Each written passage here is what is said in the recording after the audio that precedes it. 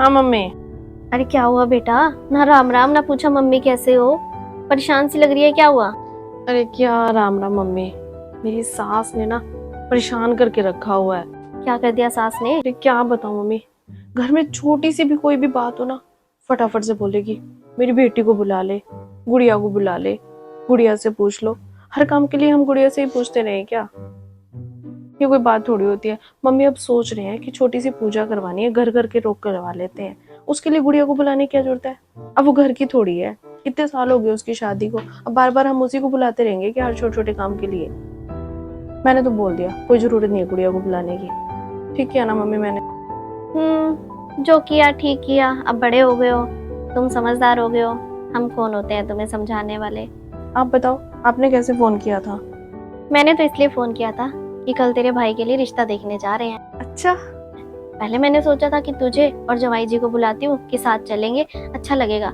लेकिन नहीं, अब तेरी बात से पता चल गया कि बेटियों का घर में बार बार आना अच्छा नहीं होता, और हर शुभ काम के लिए बेटियों को कोई क्यों ही बुलाना। हम अकेले चले जाएंगे। कल को मेरी आने वाली बहू भी तो यही सोचेगी ना कि हर बात के लिए अपनी बेटी को बुला लेती है। तो तू अब रहने दे। अरे आप मुझे नहीं लेके जाओगे, इनको नहीं लेके जाओगे, इंसल्ट नहीं हो जाएगी? वो क्या कहेंगे कि बेटी जवाई को बुलाया ही नहीं है? अरे नहीं नहीं, बेइज्जती वाली कौन सी बात है? जैसे तू भी तो बेइज्जती झेलेगी ना अगर तुम्हारे घर में पूजा में तुम्हारी बेटी नहीं आएगी, तुम्हारी ननद नहीं आएगी तो। अरे बेटा, बेटियों के घर में आने से बरकत आती है, और दूसरा बेटियों के ससुराल में मायके की ससुराल की दोनों की इज्जत बनी रहती है। अगर तुम उन्हें नहीं बुलाओगे तो किसका बुरा होगा?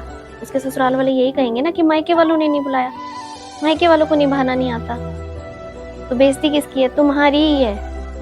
बुलाते रहोगे तो मायके में बरकत भी आएगी, इज्जत भी बनी रहेगी, तो दूसरा बेटी भी खुश रहेगी, और बेटी खुश रहेगी तो बेटी तो वैसे ही लक्ष्मी का रूप होती है, तो भगवान खुश हो जाएगा। मैं समझ गई मम्मी, आप क्या कहना चाह रहे हो। समझ गई ना?